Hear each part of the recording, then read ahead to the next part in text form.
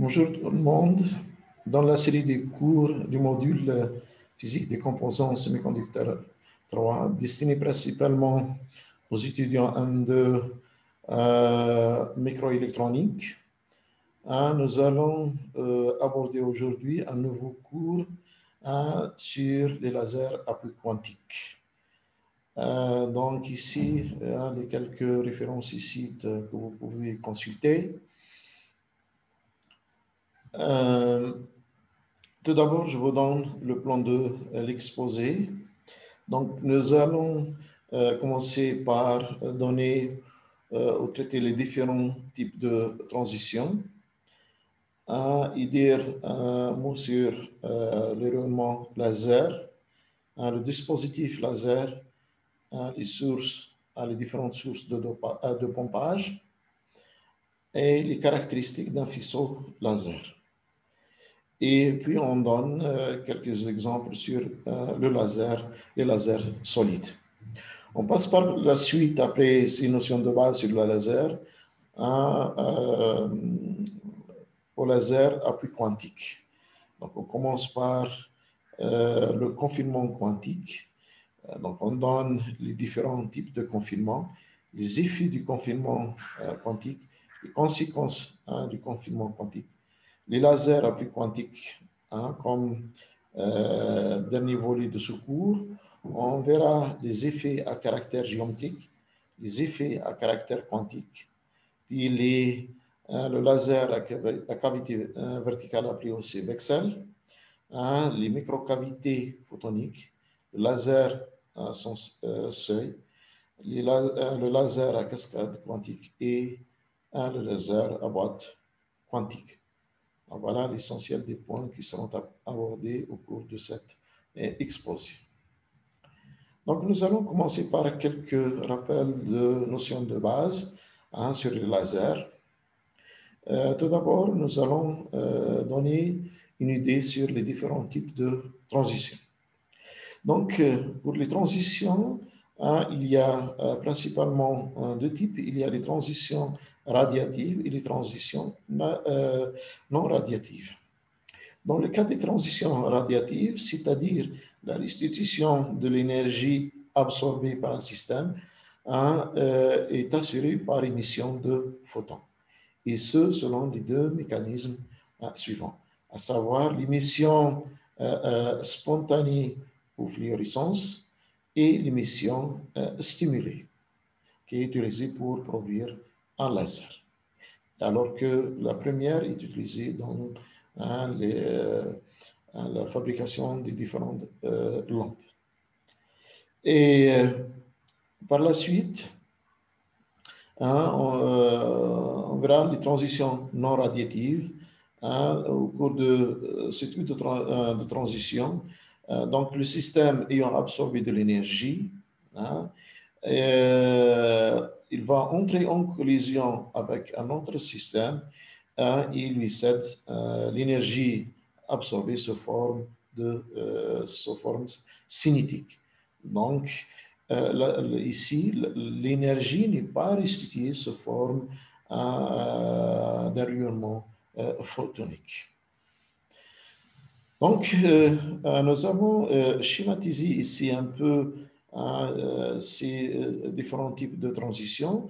Donc, si vous avez, par exemple, un électron qui est situé à un niveau E1 inférieur, donc, par excitation, il va passer à un état énergétique supérieur par absorption. Donc, et après un certain temps, donc, il va revenir à son état initial. Donc, il a deux possibilités pour restituer cette énergie absorbée au cours de l'excitation. Donc, il va la restituer sous forme de rayonnement, mais selon soit le mécanisme de l'émission spontanée ou selon le mécanisme d'émission stimulée.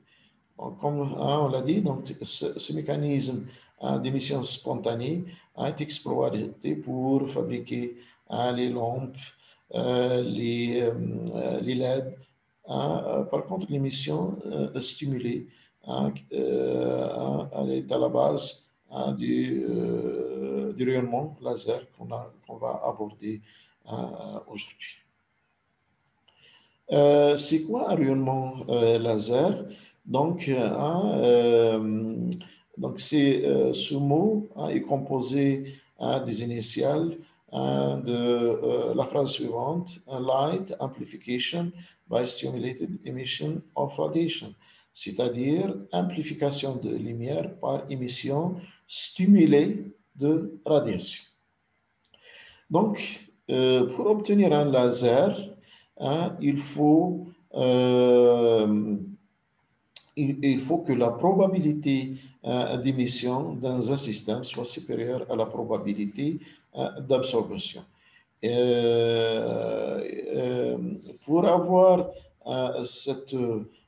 Pour satisfaire cette condition, donc il faut faire ce qu'on appelle inversion de population.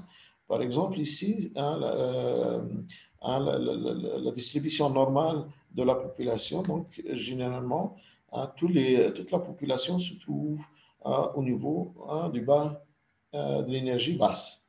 Par contre, peu de la population qui se trouve dans des énergies supérieures. Donc, pour inverser la population, donc, il faut faire passer la majorité de la population qui se trouve dans le niveau bas vers le niveau haut, comme ici. Et dans ce cas-là, lorsqu'on réalise l'inversion de population, donc la probabilité d'émission sera plus importante que la probabilité d'absorption, parce que la population dans le niveau de basse énergie est faible. Pour obtenir un laser, donc il faut un dispositif adéquat qui est composé des trois éléments ici. Il faut avoir ce qu'on appelle le milieu actif. Donc, c'est le milieu où se produisent les opérations de pompage, d'amplification. Donc, ce milieu peut être solide, liquide ou bien gazeux. Il y a le deuxième élément nécessaire dans le dispositif laser, c'est le système de pompage. Donc, c'est un système qui permet l'inversion de la population, c'est-à-dire faire passer la majorité de la population du niveau d'énergie bas vers un niveau supérieur. Donc, il peut être de nature optique, c'est-à-dire par exemple un flash. Il peut être électrique, donc un champ électrique, un courant électrique. Chimique, sous forme d'énergie thermique dégagée par la réaction. Le troisième élément, c'est le résonateur optique, c'est-à-dire c'est la cavité, comme on le voit ici, qui entoure le milieu actif et qui permet d'amplifier le rayonnement et de sélectionner les fréquences émises. Donc, vous avez le milieu actif grâce au système de pompage. Donc, on fait l'inversion de population ici. Et donc, lorsqu'on il y a certaines émissions spontanées au départ, donc puisqu'il y a ces deux miroirs qui font piéger les premiers rayonnements ici, qui font des allers-retours, donc ils vont stimuler les autres systèmes, par exemple les électrons du niveau supérieur, à revenir vers le niveau inférieur, donc d'émettre un rayonnement qui a des caractéristiques qu'on va voir par la suite. Et donc, cette cavité, cette distance entre les deux miroirs n'est pas arbitraire, mais elle est liée avec la longueur d'onde du rayonnement qui sera produit ici dans le milieu actif. Donc, les deux miroirs, l'une doit être à 100%, réfléchissante à 100%, alors que l'autre soit semi-réfléchissante pour qu'il y ait possibilité de sortie du rayonnement laser obtenu ici dans le milieu actif. Bon, les sources de pompage, donc, elles sont nombreuses. Il y a un pompage optique, tel que un flash laser. On peut utiliser la décharge électrique ou excitation par électron, des collisions inélastiques entre les atomes, le pompage thermique, c'est-à-dire en chauffant, les réactions ou une réaction chimique qui est produite aussi de la chaleur qui excite les atomes ou les molécules qui vont émettre le rayonnement laser. Pour le pompage optique, on utilise la lumière telle qu'un flash lumineux pour fournir de l'énergie au milieu actif qui donne naissance au laser. Pour la décharge, pour l'excitation des charges électriques, donc, on fait passer un flux d'électrons ou de courant électrique à travers un gaz, un liquide ou un solide, comme on va le voir, par exemple un semi-conducteur. Pour l'excitation collision inélastique, donc grâce à une décharge, il y aura un choc ou collision entre des atomes ou des molécules. Donc, et l'atome ou la molécule qui vient de subir le choc, donc elle va passer dans l'état excité, donc il y aura inversion de population et donc lors du retour, elle va émettre un rayonnement laser. Pour le pompage thermique, donc ici la chaleur elle va agir comme source de pompage ou une source d'énergie pour inverser la population. Dans le cas de la réaction chimique, donc ensuite à la réaction entre les réactifs, donc on va obtenir des produits excités, donc dans l'état de haute énergie, donc lorsqu'ils relaxent, donc ils vont émettre un rayon. Ce rayonnement a des caractéristiques remarquables qui le font distinguer des autres rayonnements. Ce rayonnement laser dans un faisceau qui est directionnel, qui a une direction bien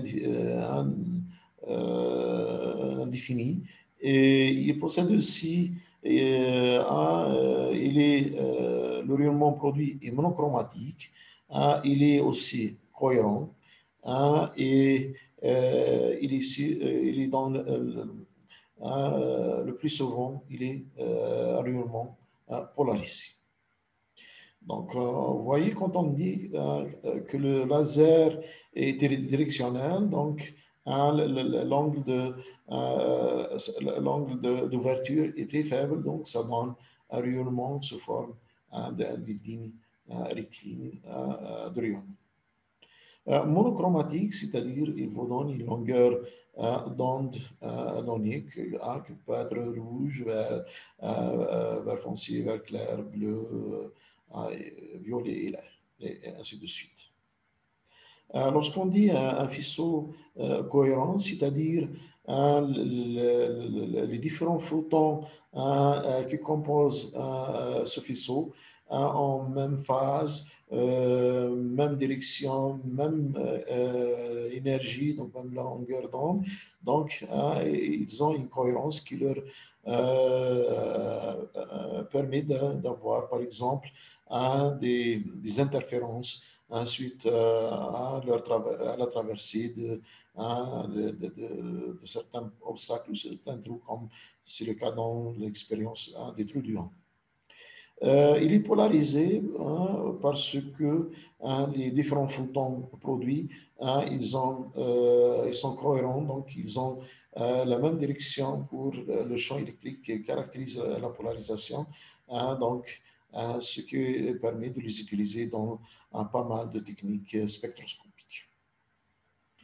Ici, pour un rayonnement cohérent, donc lorsqu'il passe à travers deux fentes distantes, dont la distance est judicieusement choisie, ainsi que l'ouverture de ces deux fentes.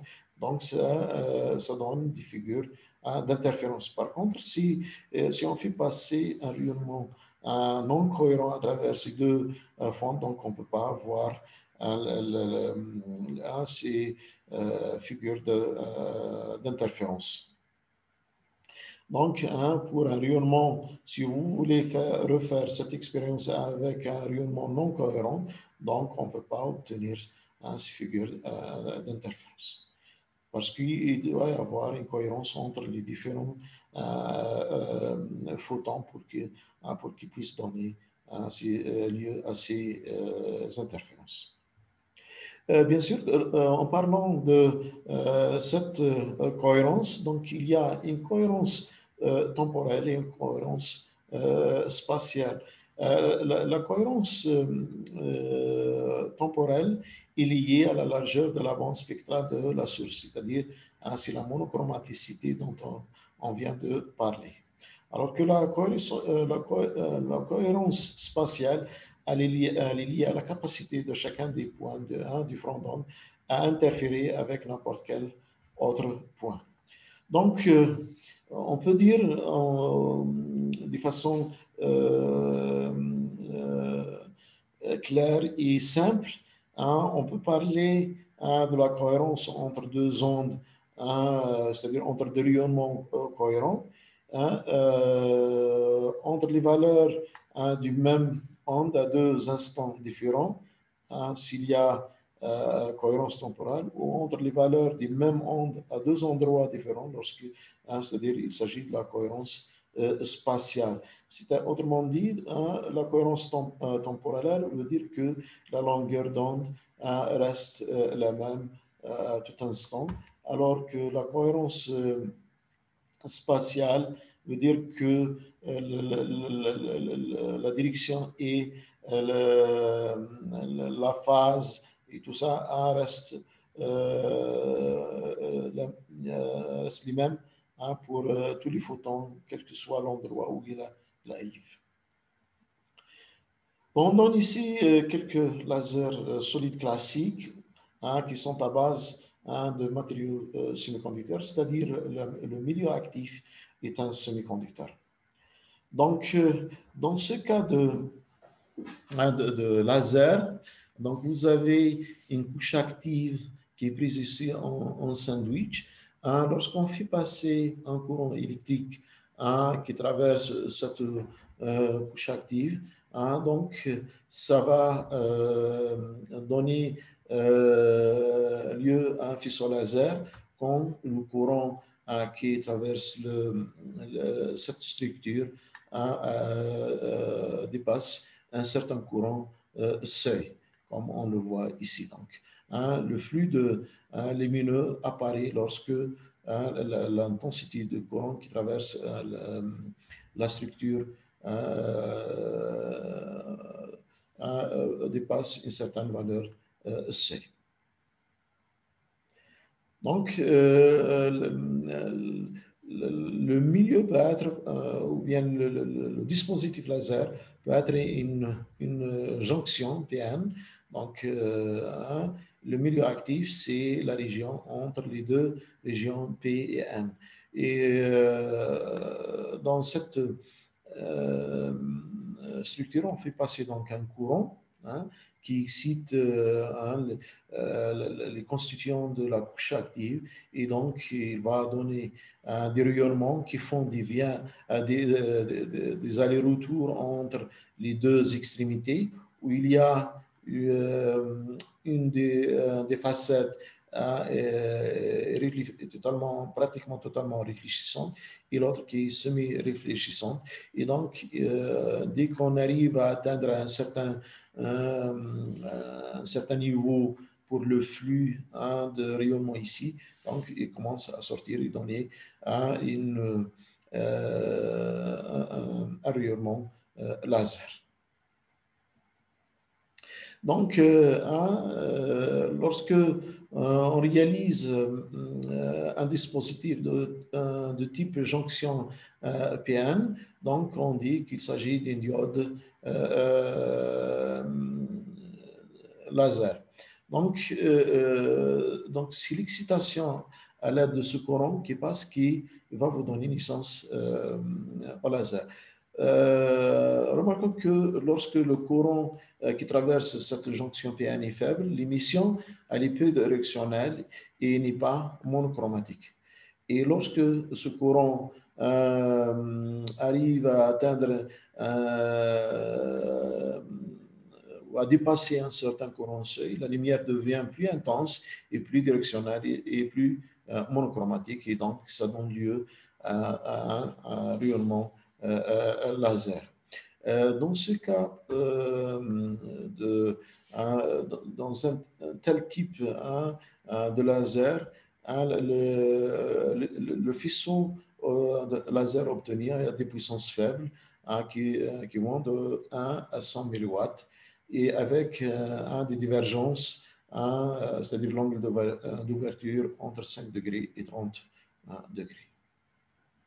Il y a, au lieu de réaliser un diode laser, on peut aussi réaliser un autre dispositif laser qui est une double hétérostructure, qui est un peu plus compliqué que la diode laser, mais elle a des avantages par rapport à la diode, à la jonction PN laser.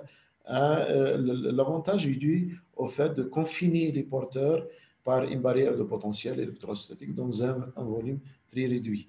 Donc, dans le cas de la jonction PN, toute la jonction sert pour milieu actif ou bien pour la couche active. Par contre, ici, donc, on réduit la zone active ici, donc, et puisqu'on réduit le volume, donc on a plus de possibilités de réaliser l'inversion de population, donc obtenir un laser pour des courants relativement faibles par rapport au cas de la jonction PN.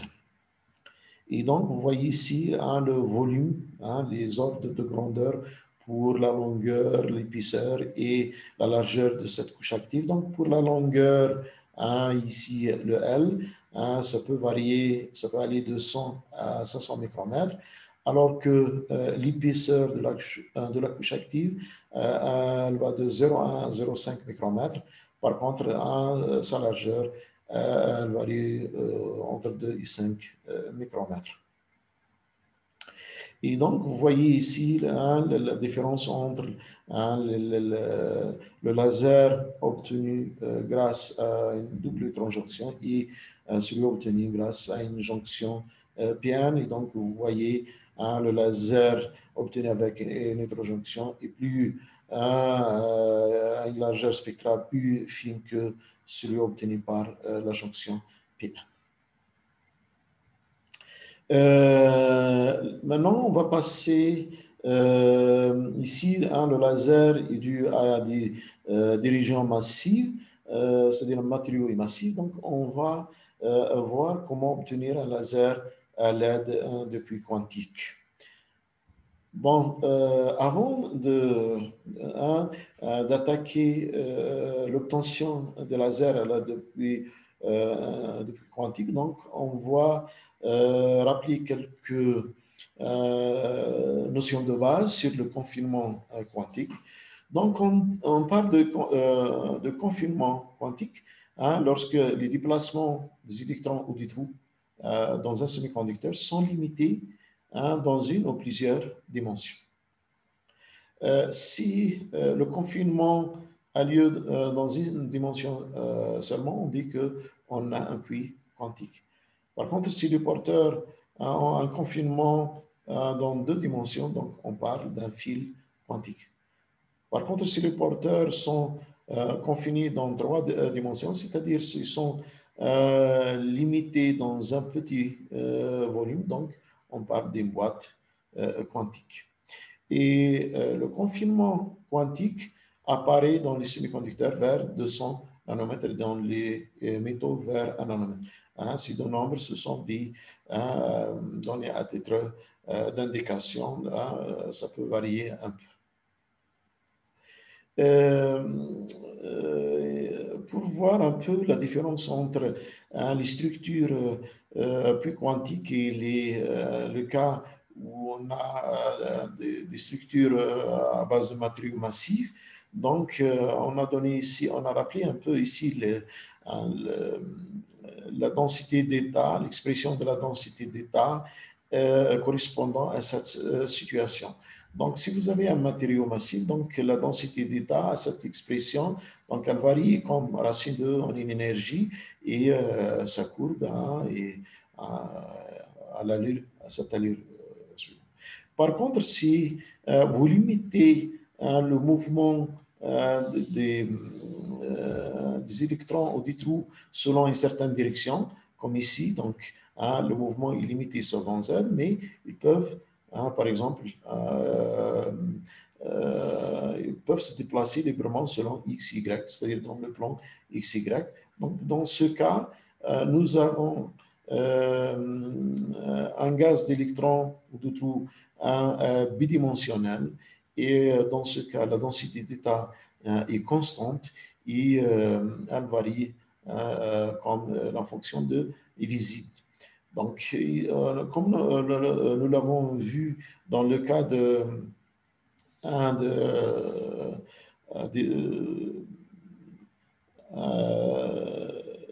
la structure MIS, hein, donc vous allez avoir une quantification de l'énergie selon l'axe Z, donc, et l'apparition de ce bande.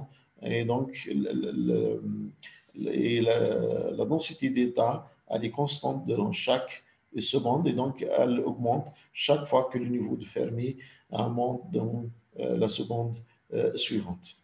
Par contre, si vous limitez le mouvement des porteurs selon les deux dimensions, par exemple x, y, on ne sait que z, donc ici, on parle de fil quantique et la densité d'état varie en 1 sur racine de. Par contre, si on limite le mouvement des porteurs selon les trois directions, donc nous allons piéger le mouvement des électrons dans des volumes très limités qu'on appelle les boîtes quantiques. Et dans ce cas, la densité d'état, c'est comme des impulsions de Dirac. Bon, pourquoi parler de ces effets quantiques, des confinements quantiques? Parce que ils vont introduire des effets sur les propriétés électriques et optiques des structures. Donc, les lasers à plus quantiques, ils tirent profit des effets spécifiques du confinement quantique sur les grandeurs suivantes. Premièrement, la fonction d'onde électronique sera confinée dans une région limitée. La distribution énergétique, donc, comme on va le voir, on l'a vu dans les cours précédents, qu'il y avait quantification de l'énergie, donc apparition des niveaux d'énergie discrets. Il y a aussi l'apparition de la nature bidimensionnelle de la densité d'état, comme on l'a vu aussi dans le cas de la structure MIS, dans le régime d'inversion. Donc, on résume ici un peu ce qui se passe dans les différents cas. Donc, pour un matériau massif, donc la densité d'état varie en racine de E. Donc, on parle uniquement de bandes de valence, de conduction et de bandes de valence.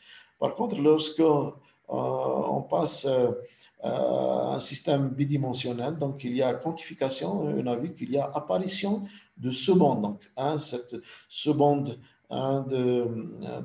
cette bande de conduction va se séparer en ce-bandes et donc il y a apparition d'énergie des niveaux d'énergie discrets, et donc ce qui donne des nouvelles propriétés. De même, lorsqu'il y a un confinement selon deux dimensions, donc lorsqu'on est dans le cas des nanophiles, donc nous allons avoir aussi des secondes qui vont plusieurs secondes, c'est-à-dire chaque seconde va se diviser aussi en secondes, et donc la situation va se compliquer davantage. Et lorsqu'on limite le mouvement des porteurs de charge selon les trois dimensions, selon les trois directions, donc nous allons avoir le cas de boîte quantique, et donc nous allons avoir l'apparition de niveaux d'énergie discrets au lieu de secondes. Et donc là, il y a apparition de nouveaux effets qui vont introduire des nouvelles propriétés électriques et optiques. Parmi les conséquences du confinement quantique, donc, il va engendrer lorsque on a confinement quantique, donc, il y a confinement des porteurs dans un volume faible, et donc pour une injection donnée, ça va nous permettre d'augmenter la densité des porteurs, et donc ce qui facilite l'inversion de population. Donc pour une même injection de courant dans un matériau massif, donc on peut avoir inversion de population parce qu'on a limité le volume, donc ça a augmenté la densité de porteurs, et ce qui nous permet d'obtenir une inversion de population à des faibles densités de courant comparées aux densités de courant nécessaires pour les cas massifs. Parmi les conséquences aussi, c'est l'amélioration des performances des lasers tel que le courant sec, qui va diminuer, l'ajustement de la longueur d'onde d'émission qu'on va avoir par la suite, donc en jouant sur les dimensions des puits, la largeur des puits. Il y a la sensibilité du courant au seuil, c'est la température, parce que ici, la longueur d'onde ne dépend plus de la bande interdite, comme c'est le cas dans un matériau massif, mais plutôt la longueur d'onde est gouvernée par les dimensions des puits quantiques, donc la température ne joue pratiquement pas de rôle. Donc il n'a pas d'effet sur la longueur d'onde. Donc c'est la longueur d'onde d'émission, et donc aussi sur le courant C. Bon, donc concernant ces effets dans ces structures, on va commencer par les effets à caractère géométrique.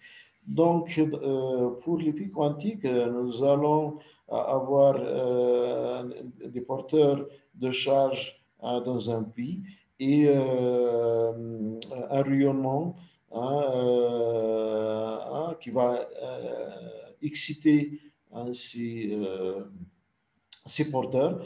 Et donc, l'excitation sera meilleure lorsque le champ électrique ou le faisceau de photons couvre le maximum possible la région où se trouvent les porteurs de charge. Et on caractérise ce confinement plutôt recouvrement par un facteur appelé facteur de confinement, qui est défini par cette intégrale donnée ici.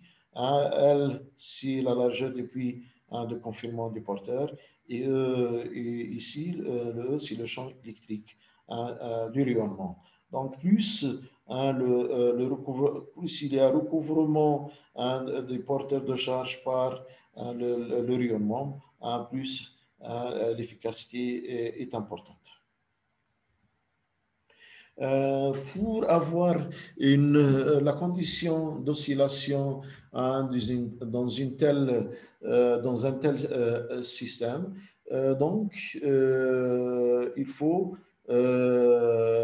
satisfaire la condition de C qui s'écrit sous forme générale, c'est-à-dire ici des données globales, ou plus précisément, on précise les différents paramètres qui interviennent dans cette condition d'oscillation, c'est-à-dire pour avoir un laser, l'apparition d'un laser. Donc, il faut que le facteur de confinement gamma par le G qui est le gain volumique de la zone active soit supérieur ou égal à ce produit-là,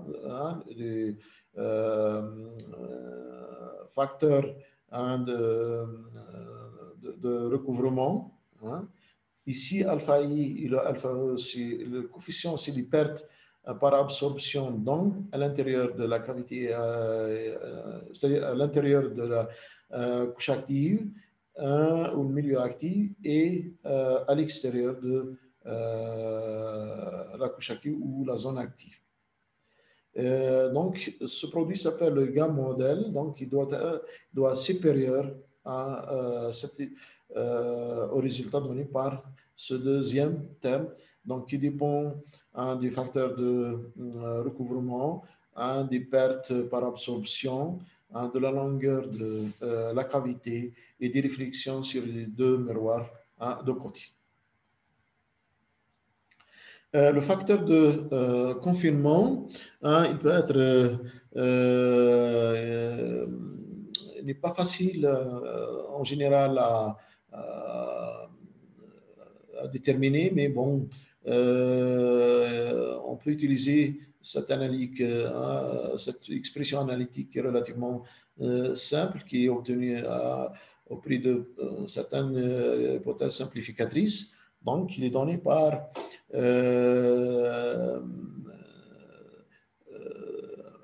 le carré de cette grandeur D ici sur 2 plus D carré avec D, c'est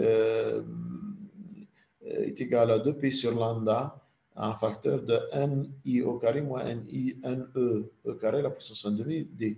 Ici, lambda, c'est la longueur d'onde du rayonnement du laser dans le vide. NI, ici, l'indice de réfraction de la zone active, c'est-à-dire l'indice de réfraction de la partie intérieure de la zone active. Et NE, c'est l'indice de réfraction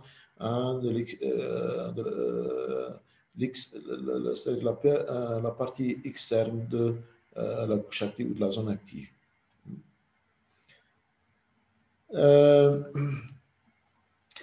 Pour une structure simple puis quantique, donc la largeur de la zone active est inférieure à la longueur d'onde lambda du rayonnement. Donc, l'épaisseur normalisée D du guide d'onde il sera très inférieur à 1. Donc, on peut faire le négligé C devant 2. Donc, on va obtenir gamma, c'est-à-dire le facteur de recouvrement qui est égal au carré de l'épaisseur normalisée sur 2. Et en remplacement par l'expression de D, donc nous allons trouver cette expression pour la structure simple puis quantique. Ici, si vous prenez par exemple le cas d'une double hétérostructure de type arsenure de gallium d'aluminium avec 6 pourcentages, c'est-à-dire sur GAS, dans la zone active, à une épaisseur de l'ordre de 0,1 micromètre, donc le facteur de recouvrement est de 0,4. Donc, pour avoir un gamma modal, c'est-à-dire pour satisfaire la condition d'oscillation et donc avoir un laser, il faut que sigma G doit être de l'ordre de 50 cm moins 1, donc ce qui nécessite un gain volumique de l'ordre de 100 cm moins 1. Par contre, si on prend un puits quantique avec le puits à base de GAS, alors que les barrières sont à base d'arsenure de gallium d'aluminium, d'épaisseur du puits de l'ordre de 650 angstrom, donc on obtient un facteur de recouvrement qui est de l'ordre de 0,04, donc ce qui nécessite dans ce cas un gain volumique très supérieur, donc de l'ordre de 1000 cm-1 pour satisfaire la condition d'oscillation. Pour améliorer le confinement, et donc rendre le laser performant, donc il faut augmenter le facteur de confinement. Pour cela, on réalise des structures à confinement séparées, c'est-à-dire les porteurs, elles sont confinées dans un puits quantique d'épaisseur d'épais, alors que les photons sont guidés ou confinés dans un guide d'onde qui est relativement, qui est un peu supérieur, c'est-à-dire dans l'épaisseur de ce guide d'onde qui est un peu supérieur à celui des puits pour avoir un bon recouvrement des photons au porteur des charges. On peut aussi améliorer le confinement, c'est-à-dire en améliorant le facteur de confinement, en remplaçant les puits uniques par une structure à multiples puits quantiques. Donc, on augmente le nombre de puits qui se trouvent au-dessous de ce guide d'onde. Donc, on va augmenter le nombre de porteurs, donc ce qui donne davantage de photons émis par émission stimulée. Donc, on améliore la qualité du laser. Et il y a une autre technique pour améliorer le confinement. Donc, on conserve le puits unique, mais au lieu de réaliser plusieurs puits, donc, comment on y parvient? Donc, en remplaçant le guide optique qu'on a utilisé tout à l'heure, qui est large par rapport au puits quantique. Donc, on réalise un guide d'onde avec, dans l'indice, varie selon de façon linéaire comme ça, c'est-à-dire un guide optique qui a un saut d'indice par de façon linéaire, c'est-à-dire ce qu'on appelle gradient d'indice. Donc, cette structure améliore le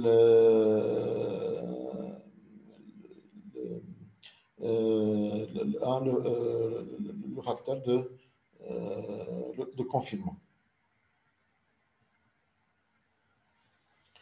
Maintenant, on va voir les effets à caractère quantique. Donc, on doit rappeler un peu ce qui concerne un peu la densité d'état électronique. Donc, la densité d'état électronique, elle quantifie le nombre d'états électroniques possédant une énergie donnée dans le matériau considéré. Donc, autrement dit, la densité d'état, c'est le nombre d'états compris entre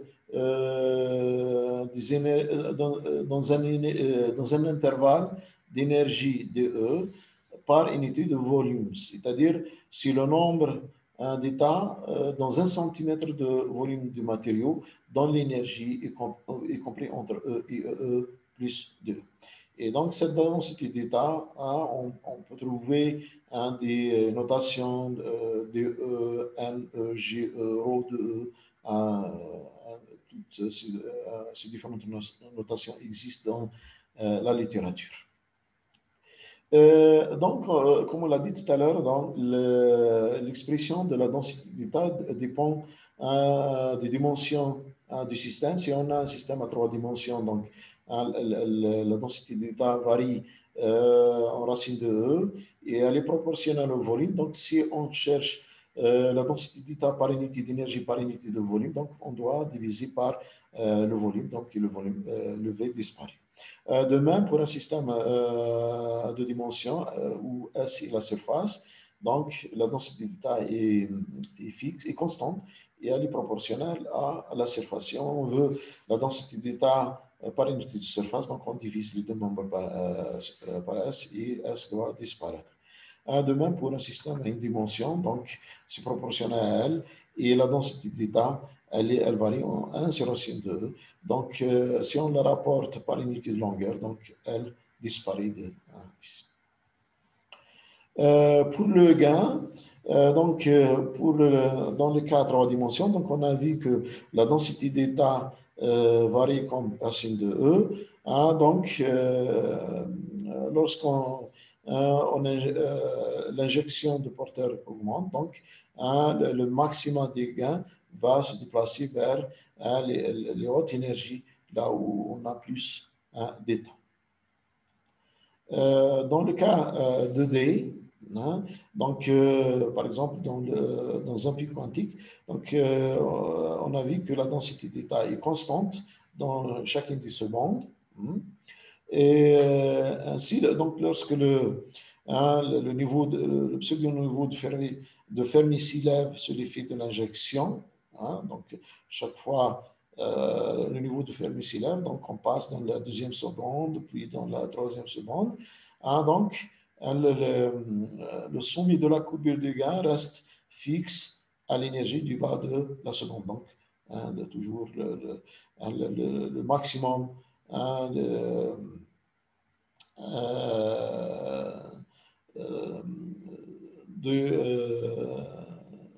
du gain reste toujours ici au voisinage du minimum 10 secondes. Donc, ce qui donne que l'augmentation de l'injection augmente plus efficacement le gain dans ce cas-là parce que la population se situe ici plus au minimum 10 secondes. Et lorsqu'on réalise l'inversion de population des secondes fondamentales, des électrons et des trous, donc si on arrive à créer un gain supérieur aux pertes, donc c'est-à-dire ce qu'on a atteint le seuil d'oscillation de la cavité, donc la d'émission du laser, elle sera donnée par cette expression, c'est-à-dire où intervient le G, l'expression de l'électron et un des trous, comme on le voit ici. Donc, l'électron passe d'ici, ici, puis il revient. Donc, l'énergie a mis en jeu le gap plus cette portion d'énergie et celle-là, et qui dépend aussi du puits quantique. Donc,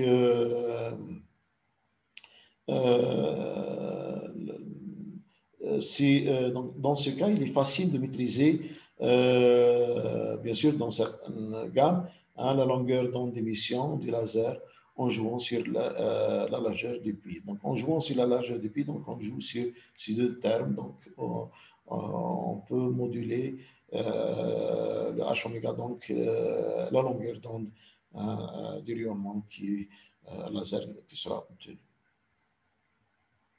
Quels sont les avantages du laser à puits quantique? Donc, on déduit de ce qui précède, de ce qu'on vient de dire, qu'il est plutôt facile de maîtriser, bien sûr, dans une certaine gamme, la longueur d'émission du laser en jouant sur la longueur ou la largeur de 1 du puits, ce qui est un avantage par rapport au laser obtenu dans le cas d'un semi-conducteur massif, parce que dans le cas d'un semi-conducteur massif, cette possibilité, elle n'existe pas.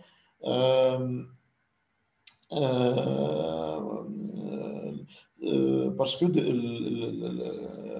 la longueur d'onde dépend principalement de la bande interdite, hein, qui dépend du type de matériau. Donc, si vous avez un matériau donné, donc vous ne pouvez pas faire varier la longueur d'onde. Il y a d'autres avantages, hein, par exemple la sensibilité du rayonnement obtenu à la température,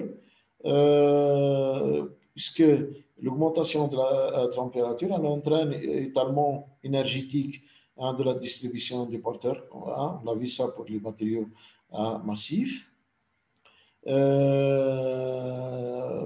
Vu que le gain du seuil d'oscillation il dépend de la densité du porteur par unité d'énergie, hein, donc le courant seuil va augmenter avec la température.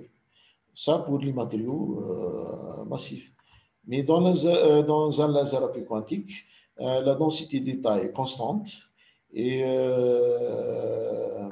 ce qui réduit cet étalement et donc le courant seuil devient moins sensible à la température. C'est un grand avantage pour les lasers à puits quantiques. Maintenant, on va passer à un autre type de laser, appelé laser à cavité verticale, hein, c'est-à-dire en abrégé VCSEL. Donc, pour obtenir cette structure, donc, il faut réaliser ce qu'on appelle les miroirs de Bragg. Donc, tout d'abord, il faut savoir ce qu'est un miroir de Bragg. Donc, c'est une structure simple, hein, qui est obtenue par un empilement de plusieurs couches d'indices optiques différentes. Donc, si vous prenez un empilement d'une couche d'indice N1 et une autre couche d'indice N2, hein, et on fait un empilement alterné, donc on va obtenir un empilement qui réfléchit bien le rayonnement, et donc ça permet de réaliser le confinement du rayonnement, c'est-à-dire de réaliser une cavité au lieu d'utiliser des miroirs. Donc le but, c'est quoi? C'est optimiser l'interaction d'une onde avec le milieu amplificateur par le renvoi de l'onde plusieurs fois dans ce milieu à l'aide des réflecteurs qui sont les miroirs de Bragg. Et bien sûr, l'épaisseur EI de chaque couche d'indice NI doit vérifier la condition E est égal à lambda Bragg sur 4 NI, c'est-à-dire ces épaisseurs ne sont pas arbitraires. Donc ici, bon, pour schématiser un peu les différents types de dispositifs. Donc, on a ici le cas d'une jonction, le cas d'une hétérojonction et le cas d'une structure VCSEL qu'on va traiter maintenant. Et vous voyez, dans chaque cas, ici pour les jonctions P1, donc, on a une grande divergence, c'est-à-dire un faisceau laser qui a une ouverture importante, il s'étale sur une distance importante.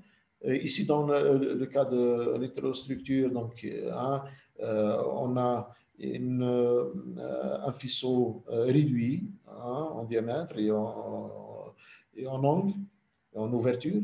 Et dans le cas d'une structure VCSEL, il est encore plus réduit, donc c'est un avantage.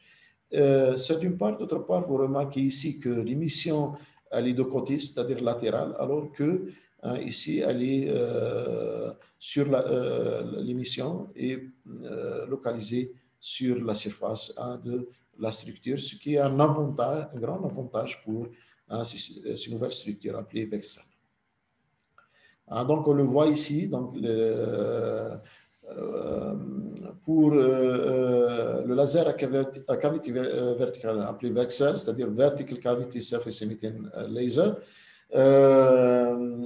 Donc, c'est un type de diode laser qui émet de la lumière depuis sa surface que son bord. Donc, ici, pour les diodes ordinaires et les hétérostructures, donc, vous avez l'émission par le côté, alors que pour les VEXEL, c'est par la surface. Et ça a des avantages qu'on va voir par la suite. Donc, la structure d'une cavité verticale ou VEXEL, donc, comme vous le voyez ici, donc, les faces réfléchissantes sont réalisées de miroirs de Bragg, comme vous voyez ici de ce côté-là. Donc, ça, c'est le substrat. Et donc, le puits quantique sont pris en sandwich entre ces deux miroirs de Bragg. Et le rayonnement laser est émis perpendiculairement à ces couches, contrairement aux autres où il est mis parallèlement à ces couches sur le côté. Et donc, en plus, ce faisceau, il est peu divergent, à peu près 8 degrés. Et en plus, il a une section circulaire. Ici, un peu notre schématisation plus claire. Donc, vous voyez les miroirs de Bragg de haut et du bas avec le substrat. Et donc, ici, c'est la couche active ou le milieu actif. Et ici, l'oxyde pour isoler ces régions et ne laisser que la partie centrale qui va émettre le laser. Bon, ici, c'est une reproduction de ce qu'on vient de dire, juste pour donner quelques ordres de grandeur concernant les différentes dimensions des différentes couches et régions.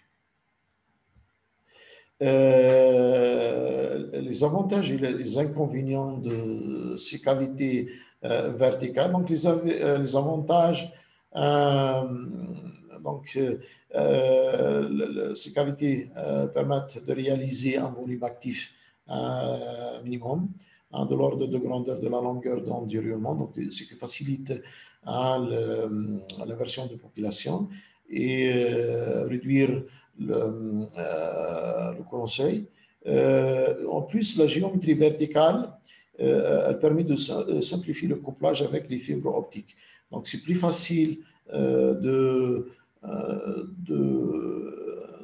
coupler les fibres optiques à la surface que de la coupler ici du côté.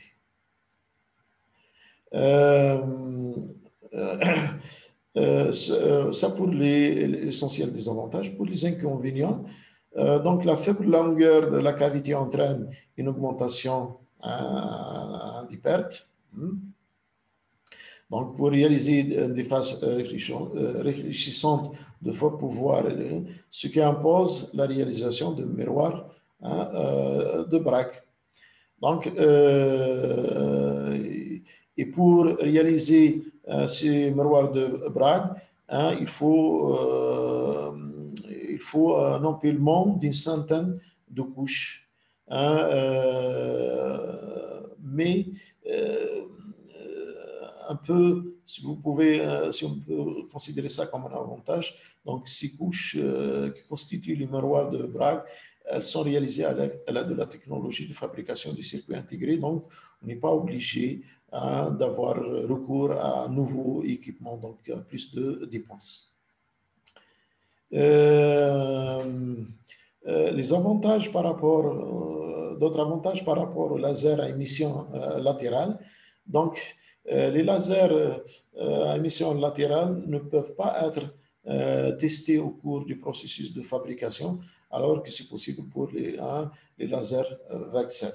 Donc, avant de couper, on peut tester les lasers à capteur VCSEL, alors qu'on ne peut pas le faire pour l'émission verticale parce qu'il faut tout d'abord découper les structures pour pouvoir les tester parce que l'émission est latérale. Donc, on ne peut pas le faire lorsqu'elles sont associées les unes avec les autres. Bon, un autre avantage, c'est que pour les lasers VCSEL, on peut réaliser plusieurs dizaines de milliers de diodes en même temps sur une plaquette. Donc, ça baisse le prix et augmente le rendu. La fabrication des lasers VCSEL est plus longue et plus coûteuse. Pardon. Mais le processus de fabrication est plus facilement contrôlable et le rendement se trouve amélioré. Donc, malgré ce coûteux, mais bon, on contrôle mieux les choses par rapport aux autres. Bon, toujours dans la rubrique des lasers à puits quantiques, donc on va voir le problème de la microcavité photonique qui nous permet de produire un laser sans seuil. Donc, pour produire cette microcavité, donc, il faut réduire les dimensions latérales de la structure à des valeurs comparables à la longueur d'onde du mouvement. Donc, cela conduit au confinement, un bon confinement du photon. De la même façon, de ce qu'on obtient pour une boîte quantique qui permet un bon confinement des électrons. Donc, ça pour la réalisation de la microcavité. Donc, ça consiste à réduire les dimensions latérales de la structure. Et les avantages, parmi les avantages de la microcavité, c'est que le confinement optique associé à la microcavité favorise la contribution de l'émission spontanée au mode de résonance de la cavité. Donc, puisque le volume est réduit, donc l'émission spontanée ne peut pas être vraiment distinguée de l'émission stimulée, donc il va aussi contribuer à la stimulation de l'émission stimulée, donc il favorise la production des lasers. Pour l'obtention du laser sans seuil, donc si on arrive à réaliser une microcavité qui occupe tout le volume actif, c'est-à-dire si on a réduit tout le volume suffisamment pour que toute la cavité constitue la microcavité. Donc, tout photon qui est émis, il va être émis sur un seul mode, puisqu'on a réduit les dimensions de la microcavité. Donc, on ne permet pas d'autres modes qui ont une longueur d'onde supérieure d'exister. Et donc, on favorise mieux ce mode unique. Et donc, on n'aura pas besoin d'un courant seuil, même s'il existe, il sera faible. Donc, on peut dire que dans une telle situation, on obtient un laser sans seuil. Donc, dans ce cas, la caractéristique du laser reste partout linéaire. Il n'y aura pas le palier là au départ qui correspond à l'émission spontanée. Maintenant, on passe au laser à cascade quantique. Donc, On va voir un peu la différence entre le laser à jonction pienne et le laser à cascade quantique. Donc, concernant les lasers à jonction pienne, l'amplification optique résulte de la recombinaison radiative entre les électrons de la bande de conduction et les trous de la bande de valence. Donc, c'est un laser bipolaire. Donc, il faut les deux types de porteurs pour avoir ce laser dans le cas des lasers semi-conducteurs. C'est d'une part, d'autre part, la longueur d'onde d'émission est déterminée par le gap du matériau. Donc, une fois vous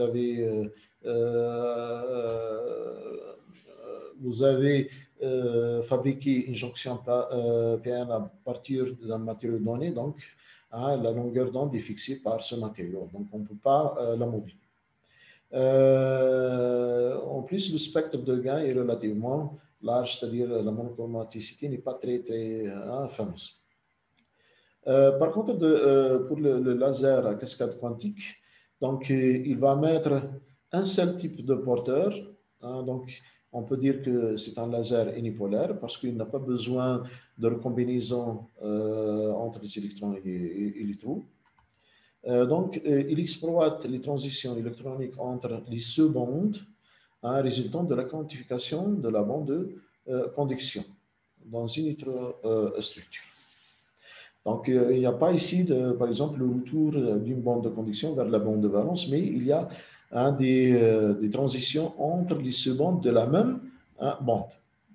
Donc, c'est la raison pour laquelle il reste toujours avec un seul type de porteur.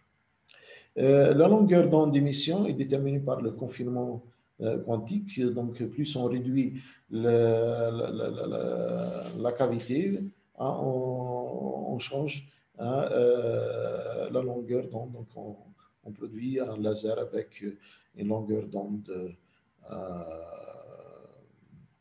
On peut pas dire ce qu'on veut, mais bon, qu'on peut faire varier dans une certaine gamme.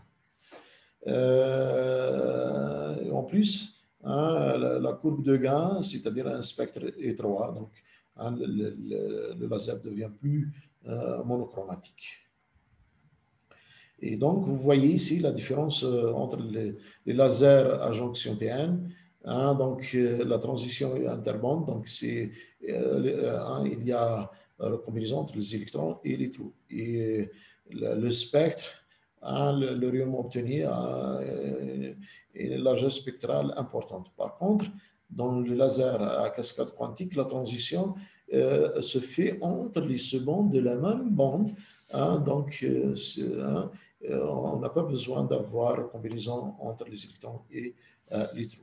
Et en plus, le spectre obtenu est étroit, donc le laser obtenu est plus monochromatique.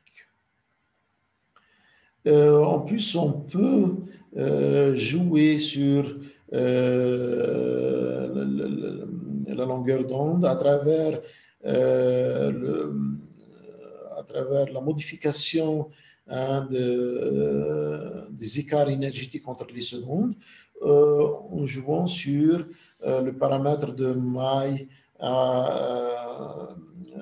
du matériau constituant le puits et celui constituant la barrière. Donc, si on dépose un matériau qui n'a pas, dont le paramètre de maille est différent du paramètre de maille de la barrière, donc on va avoir soit un puits en compression, soit un puits en détente.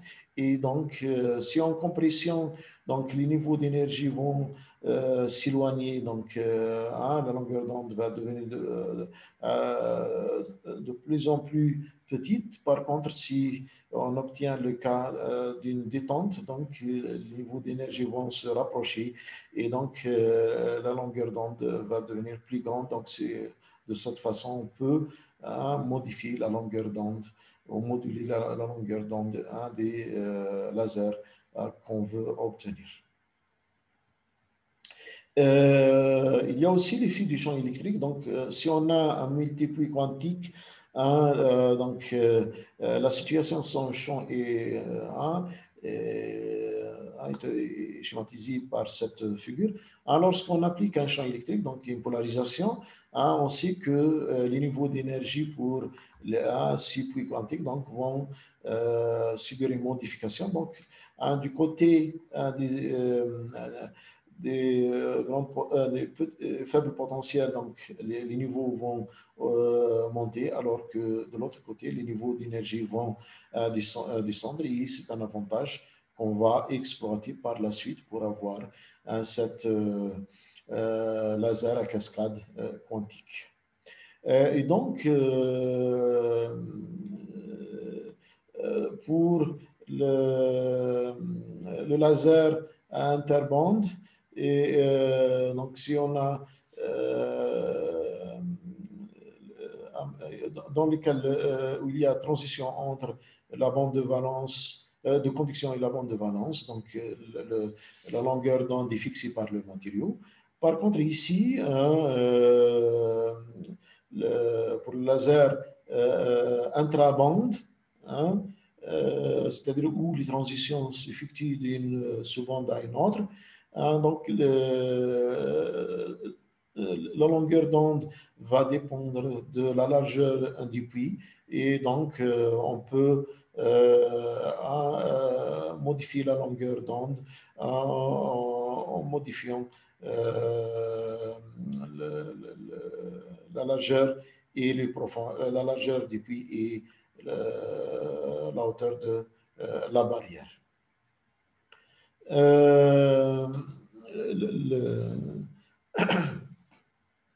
Donc, lorsqu'on réalise cette cascade, on voit que les électrons de cette seconde peuvent passer dans l'autre seconde du puits de côté.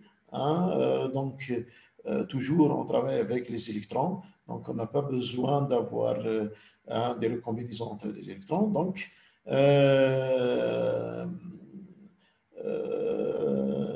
en plus, comme la structure est composée de plusieurs périodes, c'est-à-dire plusieurs puits barrières, en partant de la gauche à la droite. Donc, nous allons avoir émission de plusieurs photons. Donc, cette transition va émettre un photon, cette transition va émettre un photon. Donc, avec la même structure, on va obtenir plusieurs photons avec des longueurs d'onde fixées par la largeur des puits et la hauteur des barrières. Et donc, c'est avantage pour cette structure en cascade des puits quantiques. Donc, pour le processus d'émission, donc, la région active est constituée de puits quantiques comme illustré ici, couplés bien sûr, et elle se comporte comme un laser à 4 niveaux. Donc, vous avez cette seconde, celle-là, et cette région active qui joue le rôle du 4e niveau. Donc, le photon est injecté par là. Donc, et après, bon, les électrons sont injectés là. Et après, bon, ils descendent, ils se relaxent dans cette seconde et donnent un photon. Et après, bon, ils se thermalisent ici. Et puis, ils peuvent passer dans ce puits situé de ça, donc donner un autre photon. Et c'est là l'avantage de cette structure en cascade des puits quantiques. Donc, le rendement quantique est important parce qu'il y a un motif de puits qui est répété. Donc, pour le même électron injecté à l'entrée, il peut créer plusieurs photons en cascade. Donc, un photon dans cette série de puits, et puis il passe dans la deuxième série de puits pour aider un autre photon, et ainsi de suite. Et donc, le rendement quantique peut de ce fait être supérieur à 1, donc obtenir un rendement important. Bon, maintenant on passe au laser à boîte quantique. Quels sont les avantages de l'utilisation des boîtes quantiques? Premièrement, la densité d'état est distribuée sur des niveaux discrets, hein, donc ce qui élimine la dispersion en K et augmente la sélectivité des gains. Donc, hein, c'est tout à fait différent de ce que se passe pour un matériau massif, parce qu'ici, on n'a plus la dépendance de l'énergie du vecteur d'onde, mais on a des niveaux discrets. Le courant de seuil d'émission simulée est considérablement réduit d'un facteur 10 à 100, hein, c'est important. Donc, ça nécessite peu un courant faible pour stimuler un laser. En plus, les porteurs qui sont piégés dans des boîtes sont moins sollicités par les centres de recombinaison. En plus, hein, le seuil d'émission stimulée est pratiquement insensible à la température, parce que ça ne dépend pas de la longueur d'onde ne dépend pas du matériau, mais elle dépend plutôt hein, de la distance énergétique entre les niveaux discrets qui sont dus plutôt à la réduction des dimensions qu'au matériau lui-même. Donc, le confinement quantique, conditionné par la taille des boîtes, donc, importe un degré de liberté supplémentaire dans le choix de la longueur d'onde d'émission. Donc, en jouant sur la taille de la boîte, donc, on peut fixer la longueur d'onde, bien sûr, dans une certaine gamme. Maintenant, comment réaliser ces boîtes quantiques? Donc, il y a différentes techniques. Ces boîtes quantiques hein, peuvent être obtenues par croissance épitaxiale par la technique MBE ou OCVD, par un matériau qui présente un très fort désaccord de maille avec le substrat. Ici, c'est le contraire de ce qu'on a dit au départ pour trouver des couches épitaxiales. Hein. Ici, plutôt, on cherche à déposer un matériau 1 sur un matériau 2 dans les mailles, dans les paramètres de mailles différents diffèrent relativement beaucoup. Donc, ce qui permet d'avoir une interface, c'est-à-dire des puits quantiques contraints.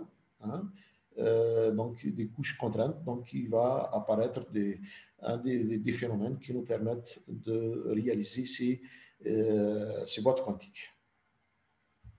Les matériaux utilisés donc, pour réaliser les boîtes quantiques hein, sont des îlots contraints d'arsenure d'indium, épitaxis sur des couches d'arsenure de gallium. Donc, l'étape 1, hein, donc on dépose la couche d'arsenure d'indium par MBE sur un substrat en GS. Donc, au départ, lorsque cette couche d'arsenure d'indium est très mince, c'est-à-dire inférieure à 2 monocouches en moyenne, donc elle va, donc ce substrat qui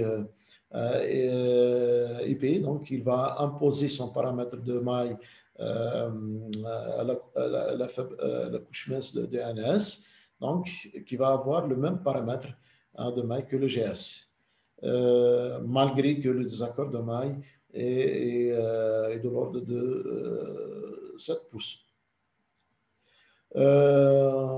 Pendant l'étape 2, lorsque l'épaisseur d'arsenure d'indium dépasse à peu près les 2 monocouches, donc la contrainte accumulée atteint un seuil et la couche INS va relaxer en formant, donc pour retrouver son paramètre de maille, et donc ce qui donne la naissance à ces îlots nanométriques de forme conique. Et la boîte quantique, les différentes boîtes quantiques sont constituées de ces zéros qui ont un rayon de l'ordre de 20 nanomètres et une hauteur de l'ordre de 3 nanomètres avec une densité sur la surface de cette couche qui va varier de 10 puissance 9 à 10 puissance 11 îlots par centimètre carré. Après, on recouvert la couche d'arsenure d'indium avec une couche de GS afin de passiver la surface de ANS. Et l'épaisseur de cette couche GS, qu'on appelle copy layer, c'est-à-dire la couche casquette, elle doit être au minimum d'une dizaine de monocouches. Et donc, pendant cette croissance de cette couche casquette, cette capillaire, les îlots d'A1 vont s'étaler et prendre, c'est-à-dire sous l'effet de contrainte ici, au lieu de rester des îlots coniques, donc elles vont s'étaler et avoir la forme d'hémisphère ou de lentilles aplaties. Les lasers à base de boîtes quantiques donc, ont un courant seuil de l'ordre de 11 ampères par centimètre carré à basse température et de l'ordre de 270 ampères à la température ambiante.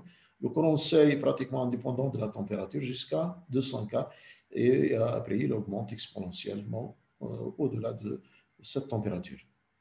Donc, ces lasers vont émettre un rayonnement dont la longueur d'onde va de 1,23 micromètres à la température de l'azote liquide à une longueur d'onde de 1,31 micromètre à la température ambiante. Voilà l'essentiel de ce qu'on peut dire sur les lasers à pluie quantiques. Donc, je vous souhaite une bonne lecture et à bientôt.